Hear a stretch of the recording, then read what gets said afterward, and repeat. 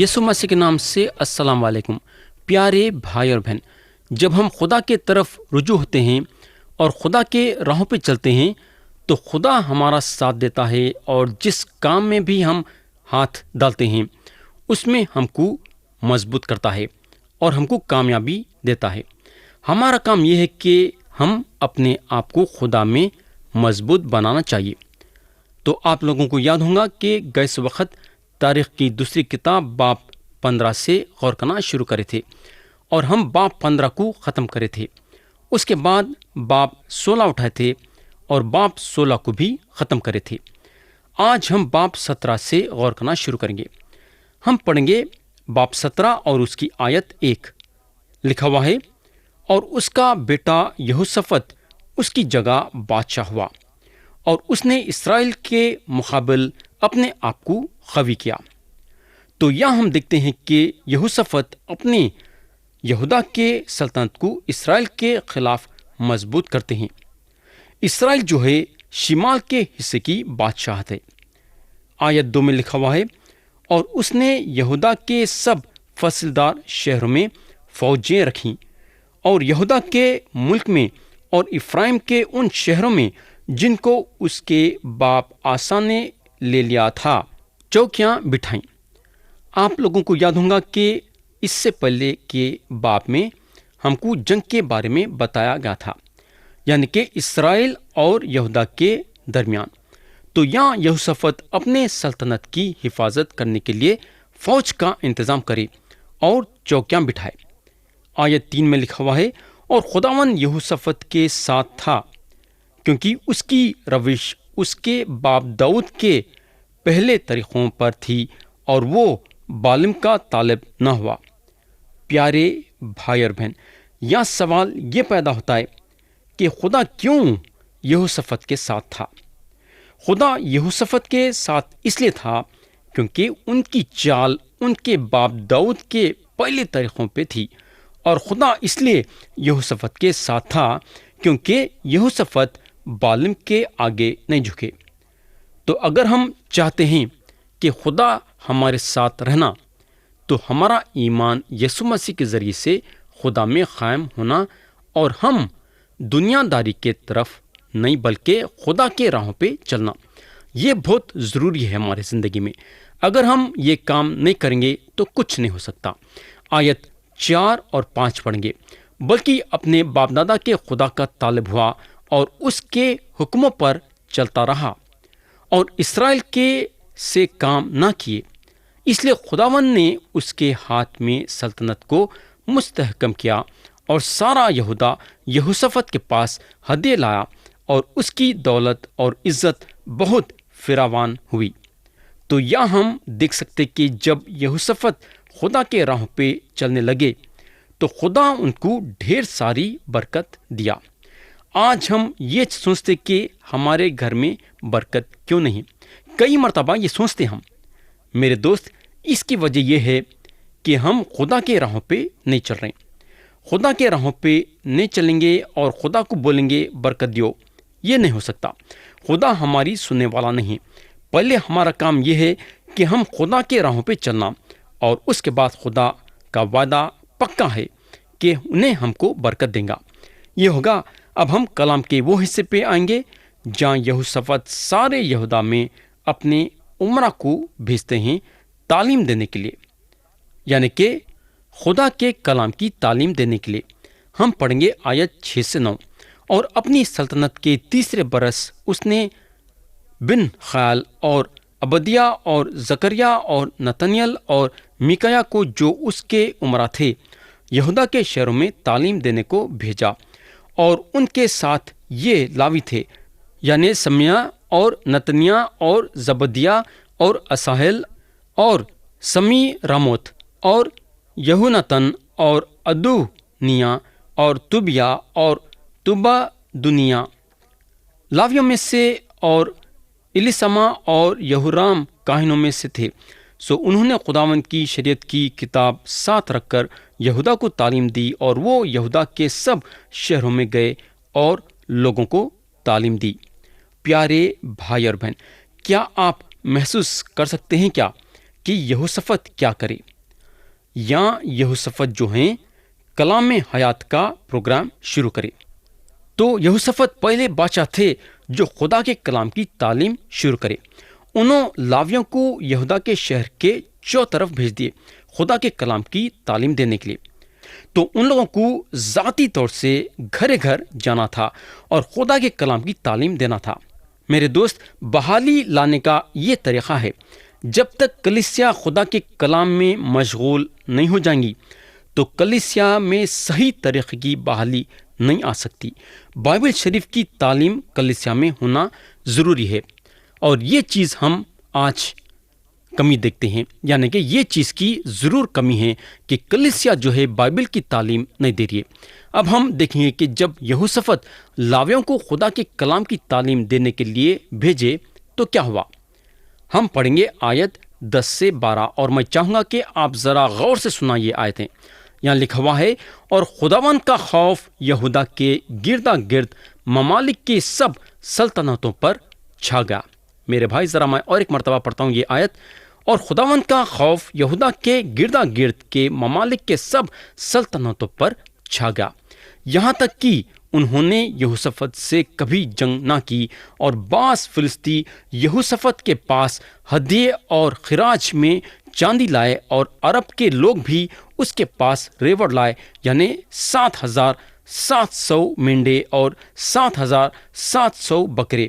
اور یہوشافط بہت ہی بڑا، اور اس نے یہودا میں قلعے اور ذخیرے کے شہر بنائے. تو یہاں کلام بتاتا ہے کہ یہوشافط قلعے اور ذخیرے کے شہر بنائے. مگر کیوں؟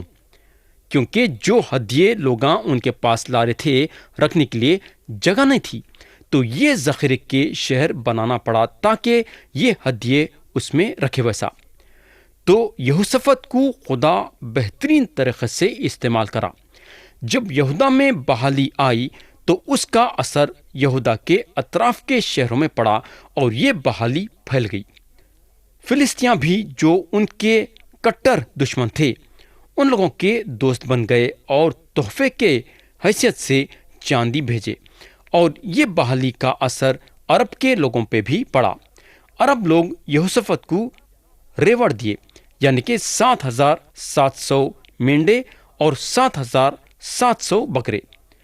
اب آپ یہاں یہ بھی دیکھیں گے کہ یہوشافط کے خلاف کوئی جنگ نہیں ہوئی. پیارے بھائی اور بہن، روحانی بحالی جنگ روکنے کی دوا ہے. روحانی بحالی سے جنگ کرنے کی بیماری ختم ہو جاتی ہے. اگر ایک قوم امن اور چین چاہتا ہے، یاد رکھو کہ اگر ایک قوم امن اور چین چاہتا ہے تو وہ قوم کو خدا کے طرف پلٹنا پڑے گا. یہ بہت ہی ضروری ہے. یہ خدا کا طریقہ ہے اور ہمیشہ یہ خدا کا طریقہ تھا. اگر ایک قوم ہمیشہ جنگ میں مبتلا ہے تو اس کی وجہ یہ ہے کہ وہ قوم خدا کو اپنی پیٹھ دکھائی ہے، خدا کی طرف نہیں پلٹی ہے، خدا کی طرف رجوع نہیں ہوئے، اس لیے وہ قوم میں جنگ ہو رہی ہے. یعنی کہ وہ قوم کے دل میں خدا کے لیے کوئی جگہ نہیں ہے. اب ہم آیت 13 پڑھیں گے اور یہاں لکھا ہوا ہے، اور یہودا کے شہروں میں اس کے بہت سے کاروبار اور یروشلم میں اس کے جنگی مرد یعنی زبردست سرما تھے. پیارے بھائی اور بہن، یہ امن اور چین کا وقت تھا، مگر پھر بھی یہوشافط حفاظت کے لیے فوج رکھے. انہوں اپنے آزو بازو کے قوم کو یہ بھی بتانا چاہتے تھے کہ ان کے پاس فوج بھی ہے. بولنے کا مطلب یہ ہے کہ یہوشافط پوری طرح سے تیاری کر لیے تھے اور آزو بازو کے لوگوں پہ ایک بہت بڑی گواہی بنے کہ انہوں روحانی طور سے اور جسمانی طور سے بہترین طریقے سے کام کر رہے ہیں. اب ہم آیت 19 پڑھیں گے. یہاں لکھا ہوا ہے، یہ بادشاہ کے خدمت گزار تھے اور ان سے الگ تھے جن کو بادشاہ نے تمام یہودا کے فصلدار شہروں میں رکھا تھا. پیارے بھائی اور بہن، یہوشافط ہر لحاظ سے ایک زبردست آدمی تھے، اور اب ہم دیکھیں گے کہ انہوں ایک ایسا کام کرتے ہیں کہ ہم سوچ بھی نہیں سکتے کہ انہوں ایسا کام کر سکتے ہیں. مگر ہم یہ نہیں بھول جانا کہ انہوں ایک انسان تھے. انہوں اپنا ناطہ اخیاب کے ساتھ جوڑتے ہیں. کتنی افسوس کی بات باب 18 اور اس کی آیت 1 میں لکھا ہوا ہے، اور یہوشافط کی دولت اور عزت فراوان تھی اور اس نے اخیاب کے ساتھ ناطا جوڑا۔ تو یہوشافط اسرائیل کے بادشاہ اخیاب کے ساتھ ناطا جوڑے۔ ہم یہ بات سوچ بھی نہ سکتے، کیونکہ یہوشافط ایک خدا پرست آدمی تھے، مگر اخیاب ایک بدکار آدمی تھا۔ میرے کو ایک بات سمجھ میں نہیں آئی کہ کیوں یہوشافط کے دل و دماغ میں یہ بات نہیں آئی کہ انہوں ایک بدکار کے ساتھ اپنا ناطا نہیں جوڑ سکتے۔ یہ خدا کے حکم کے خلاف ہے۔ بولنے کا مطلب یہ ہے کہ ایک خدا پرست آدمی ہونے کے ناطے یہوشافط کے دل و دماغ میں یہ بات آنا تھا کہ انہوں ایک بدکار بادشاہ کے ساتھ اپنا ناطا نہیں جوڑ سکتے۔ آیت 2 میں لکھا ہوا ہے، اور چند برسوں کے بعد وہ اخیاب کے پاس سمریا کو گیا، اور اخیاب نے اس کے اور اس کے ساتھیوں کے لیے بھیڑ بکریاں اور بیل کثرت سے ذبح کیے، اور اسے اپنے ساتھ رامت جلیات پر چڑھائی کرنے کی ترغیب دی۔ تو پیارے بھائی اور بہن، یہ ایک ایسی بات ہوئی جو کہ سوچ بھی نہ سکتے اور جس کا یقین بھی نہیں کر سکتے۔ روحانی طور سے یہ دونوں بالکل الگ تھے۔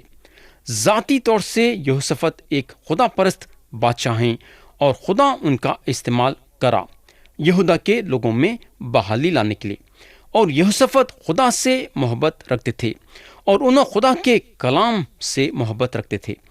ہم ان کو ایک روحانی آدمی بلا سکتے ہیں۔ اور دوسرے ہاتھ پہ اخیاب شیطان پرست آدمی تھے۔ ان کو خدا میں کوئی دلچسپی نہیں تھی۔ انہوں خدا سے چڑھتے تھے اور انہوں اپنے آپ کو بت پرستی میں مبتلا کر لیے تھے۔ تو یہ دونوں کا میل جھول کیسا ہو سکتا ہے؟ یہ دونوں ایک دوسروں کے ساتھ مل کے کیسا خوشی منا سکتے ہیں؟ یہ دونوں کے بیچ میں کیا میل جھول ہو سکتا ہے؟ یہ سوچنے کی بات ہے، مگر ایسا ہوا۔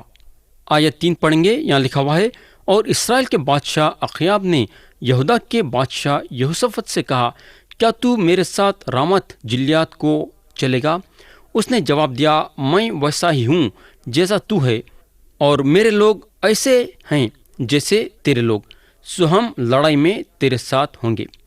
پیارے بھائی اور بہن، اگر ہم غور کریں گے تو خدا یہوشافط کو امن اور چین دیا تھا، لیکن یہاں اخیاب جو ہیں یہوشافط کو جنگ میں لے جانا چاہتے ہیں، اور یہاں یہوشافط تیار ہو جاتے ہیں جنگ میں جانے کے لیے، لیکن پھر بھی ان کا دل بے چین اور بے قرار ہے، اور اس سے یہوشافط تھوڑا سا پریشان ہو جاتے ہیں۔ آیت 4 میں لکھا ہوا ہے، اور یہوشافط نے شاہ اسرائیل سے کہا، آج ذرا خداوند کی بات دریافت کر لے۔ تو یہاں یہوشافط خدا کے مرضی کو جاننا چاہتے ہیں کہ جنگ میں جانا ہے یا پھر نہیں۔ آیت 5 میں لکھا ہوا ہے، تب شاہ اسرائیل نے نبیوں کو جو 400 مرد تھے اکٹھا کیا اور ان سے پوچھا، ہم رامت جلیات کو جنگ کے لیے جائیں یا میں باز رہوں؟ انہوں نے کہا، چڑھائی کر، کیونکہ خدا اسے بادشاہ کے قبضے میں کر دے گا۔ پیارے بھائی اور بہن، اب سوال یہ پیدا ہوتا ہے کہ یہ سارے نبیاں کون ہیں؟ یہ نبیاں جو ہیں بال کے نبیاں ہیں، لیکن یہاں یہوشافط یہ بات جان لیتے ہیں کہ یہ نبیاں جو صلاح دے رہے ہیں وہ صحیح نہیں۔ یہوشافط جان لیتے ہیں کہ یہ نبیاں خدا کے نبیاں نہیں ہیں بلکہ جھوٹے نبیاں ہیں۔ تو اب ہم دیکھیں گے کہ یہوشافط کیا کرتے ہیں۔ آیت 6 اور 7 پڑھیں گے، پھر یہوشافط نے کہا، کیا یہاں ان کے سوائے خداوند کا کوئی نبی نہیں تاکہ ہم اس سے پوچھیں؟ شاہ اسرائیل نے یہوشافط سے کہا، ایک شخص ہے تو صحیح جس کے ذریعے سے ہم خداوند سے پوچھ سکتے ہیں، لیکن مجھے اس سے نفرت ہے، کیونکہ وہ میرے حق میں کبھی نیکی کی نہیں بلکہ ہمیشہ بدی کی پیشن گوئی کرتا ہے۔ وہ شخص میکایا بن املا ہے۔ یہوشافط نے کہا، بادشاہ ایسا نہ کہے۔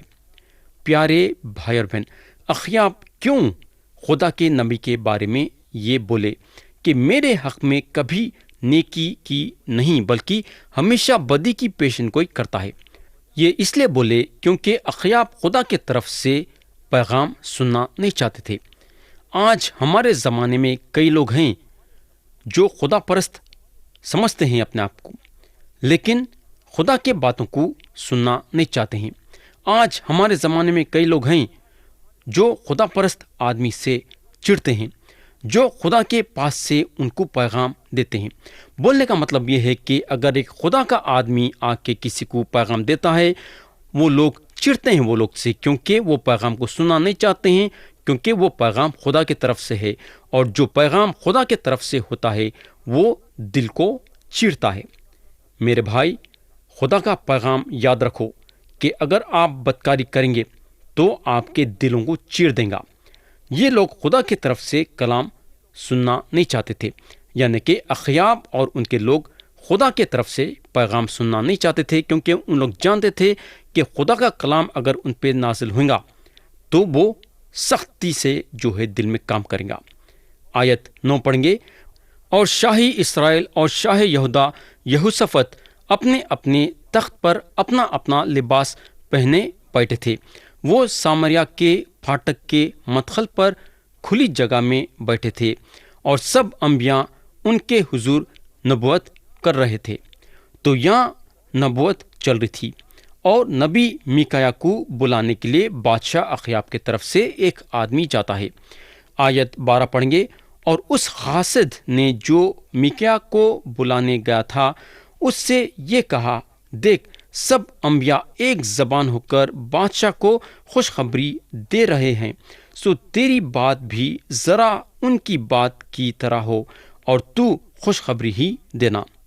تو یہاں یہ آدمی میکایا نبی کو یہ بات سے ابھارتا ہے کہ جیسا دوسرے نبیاں بول رہے ہیں ویسا میکایا نبی بھی بولنا، جو نبوت دوسرے نبیاں کر رہے ہیں وہ نبوت میکایا نبی بھی کرنا۔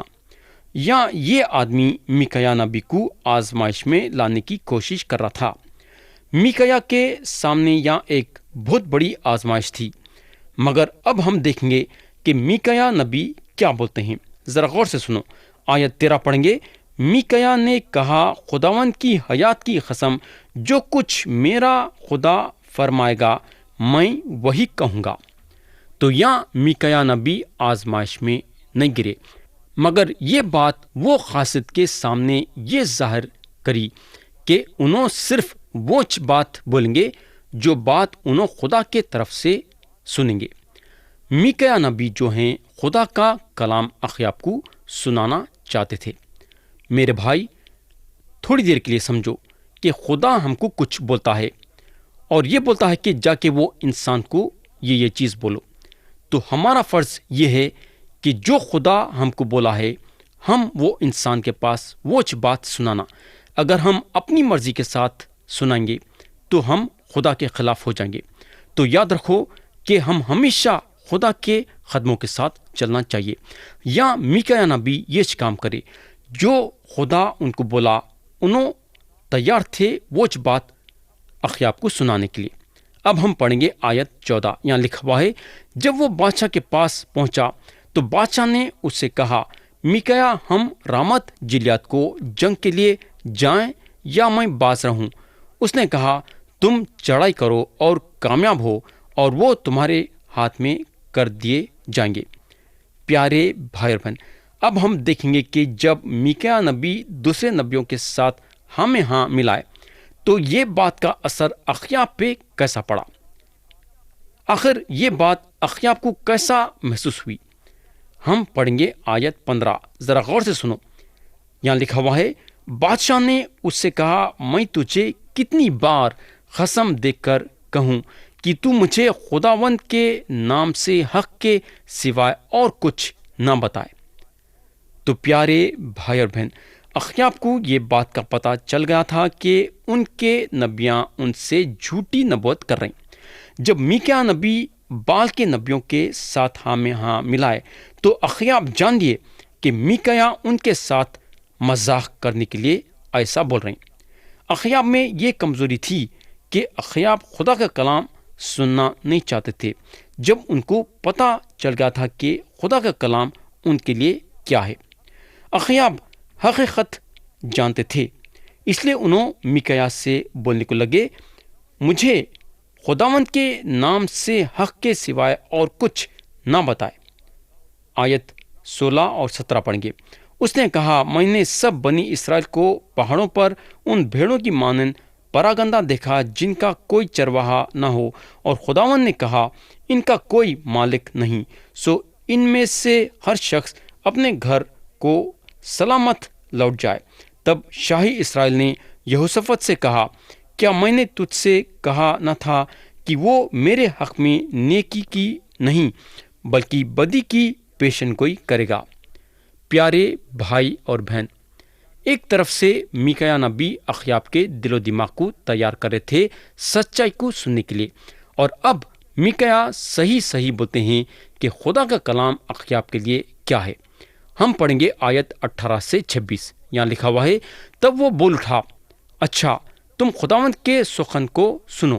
میں نے دیکھا کہ خداوند اپنے تخت پر بیٹھا ہے اور سارا آسمانی لشکر اس کے داہنے اور بائیں ہاتھ کھڑا ہے، اور خداوند نے فرمایا کہ شاہی اسرائیل اخیاب کو کون بہکائے گا تاکہ وہ چڑھائی کرے اور رامت گلیاد میں مقتول ہو؟ اور کسی نے کچھ کہا۔ تب ایک روح نکل کر خداوند کے سامنے کھڑی ہوئی اور کہنے لگی، میں اس سے بہکاؤں گی۔ خداوند نے اس سے پوچھا، کس طرح؟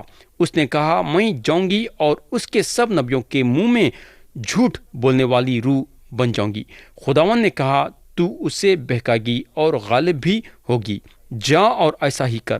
سو دیکھ، خداوند نے تیرے ان سب نبیوں کے منہ میں جھوٹ بولنے والی روح ڈالی ہے، اور خداوند نے تیرے حق میں بدی کا حکم دیا ہے۔